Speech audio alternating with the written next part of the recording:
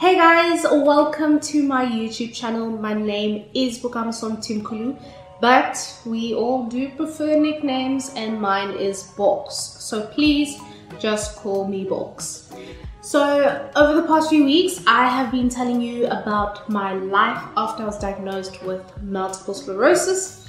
And we are nearing the end, as I'll be telling you about 2019 today. Alright, this was quite a hectic year for me, but had a lot of fun elements to it. Do stay tuned and let's get started.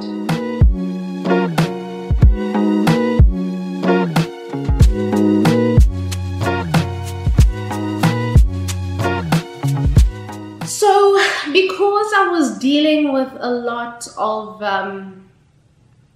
MS symptoms and relapses in the years before 2019, and I felt so good at the end of 2018, I thought, you know what, I'm going to start living my life like every other 21-year-old probably does.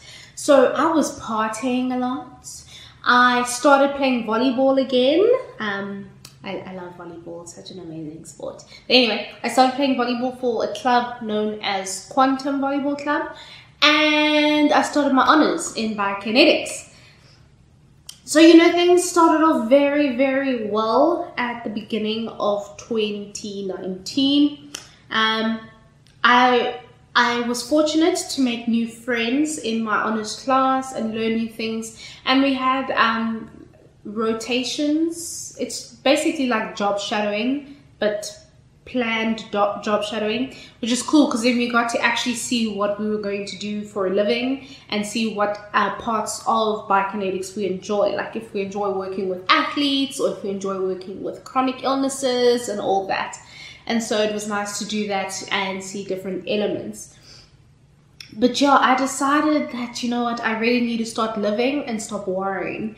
And I really, really did party all the time. If I was not playing volleyball or not at varsity, I was partying either with family or just, you know, chilling, listening to music at home and dancing and all that. Whew. It was a lot. But I started feeling good about myself. And so my mom actually also decided that maybe we should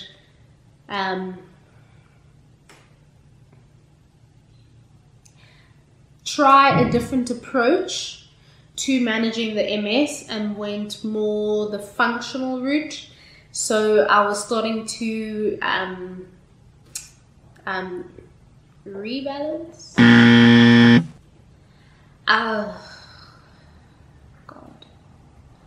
English! I was starting to do different blood tests to see what vitamins and minerals I'm lacking so that I can increase them and, you know, get better in that way. So I started doing a lot of those, started taking more tablets and all this on top of the MS pills that I was on. And then around like April, I started feeling a bit funny but it wasn't like, you know, like a prominent relapse. I know for a fact that I'm relapsing, but it started becoming annoying. Like I was very conscious about everything that was happening because it felt new to me again.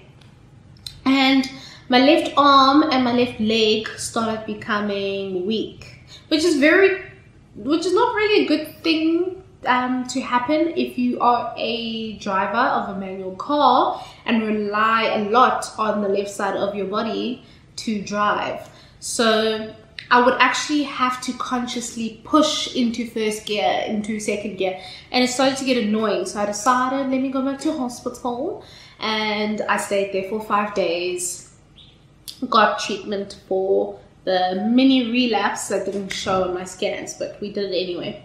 And then the symptom went away after about a month or two. But in my video in 2018, I did say that the medication I was on suppresses my immune system. And so my immune system was very low. Like your lymphocyte count, which is a part of your immune system, the one that generally fights infection, is meant to be between 1 and 4. And mine was sitting at like 0.2. Like it was low. So what that meant is that I had a lot of infections. I think every second week I had an infection. And it wasn't a different infection every time. The thing that I used to get as a child was a tummy bug. And so every second week I was at the doctor's office getting tablets to help me get rid of the tummy bug that I was going through. That really did not help my mental health at all. I started getting more depressed, and then I started getting more anxious again because I didn't know, because it's like whenever you start to feel good, you just like drop again. And I was like anxious when I started to feel good again because I didn't know when I was going to drop.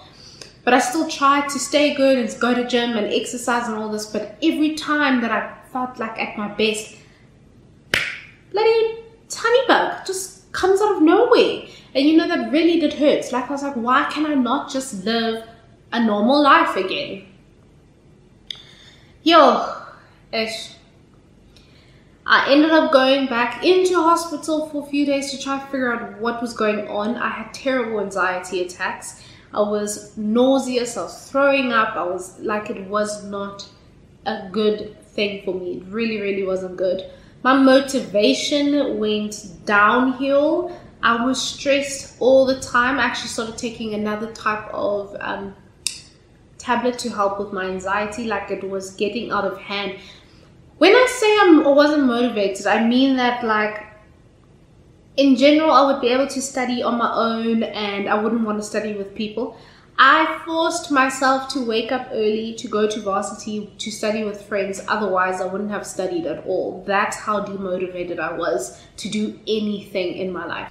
Now, when I stress for long periods of time, I like to cope with alcohol. And when I'm depressed for long periods of time, I like to cope with alcohol. So I craved alcohol more than usual.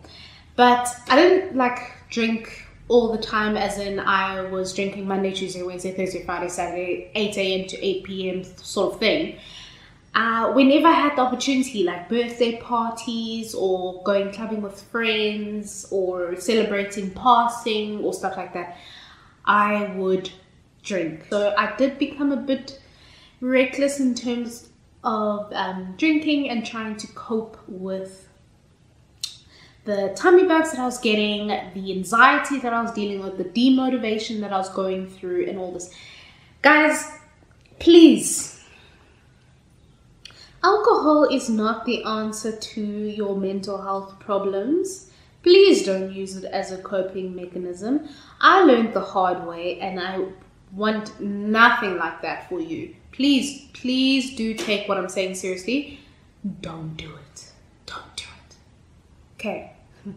Okay, anyway. So I did end up doing that, and once honors was finished and volleyball season was done, I started to spend more time with friends. I tried to do everything in my power to not think about the fact that I wasn't okay. And you know, it did help a little bit because, you know, I was with friends and all that. Sort of like how au pairing had helped me be in a nice, relaxed space. Being with friends and all that did help with that as well. Committing to a team and being a part of something like that also did help with my self-esteem or self-betterment. I don't know the right words to use, but you get what I'm saying. So I did have quite a rough year last year, and towards the end of the year, after being so sick all the time, I decided that I need to take my mom's advice seriously and change my diet, which meant that I have to cut out gluten, I have to cut out dairy, and I had to cut out sugar. But now it was holiday, so I didn't really do that well at it. I mean, I'd still drink, but then I would have potato chips, which is gluten-free, but still unhealthy, as something to eat. And only in 2020 did I actually take it seriously and change my lifestyle completely, yes. And I'll tell you guys more about that in the next video. But to recap 2019, what I achieved is passing and finishing with an honors degree, graduating once again, getting my dream job. The one of the buyers that we job shadowed that I really wanted to work with hired me. I was like, yay, finally, something's going great in my life. I ended up spending more time with my friends, which I didn't really do in 2018 and I regret for not doing. So it was nice to like sort of rebuild or reconnect with my friends. And what else ended at the end of 2019? And actually, really, I started getting my motivation back. I started seeing my life in a different lens. And instead of looking at the, okay, out of high school, must party, must live, and all this, and that is what living is, I started seeing a more mature side of it of, okay, no, eating healthy, exercising, and keeping your mental health well and all this is a great way to better your life. I kind of took that switch. So it was a very nice thing to do, despite all that I went through. But I mean, sometimes you do need to hit rock bottom to be able to start climbing well, or start realizing why you should climb. So yeah, guys, this is the end of 2019. So next week is 2020. I am an intern in 2020, well, this year. He's saying 2020 as if it was a year ago or something.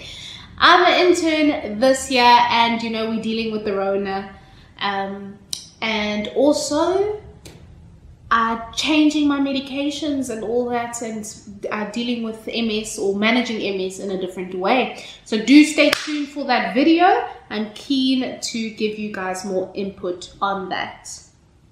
Thanks for tuning in, guys. If you are new to my channel, do subscribe, click that bell, get those notifications from me when I do upload new videos. We are nearing the end of my life story journey, and after 2020 I will start showing you different ways on how I've managed my chronic illness, how I have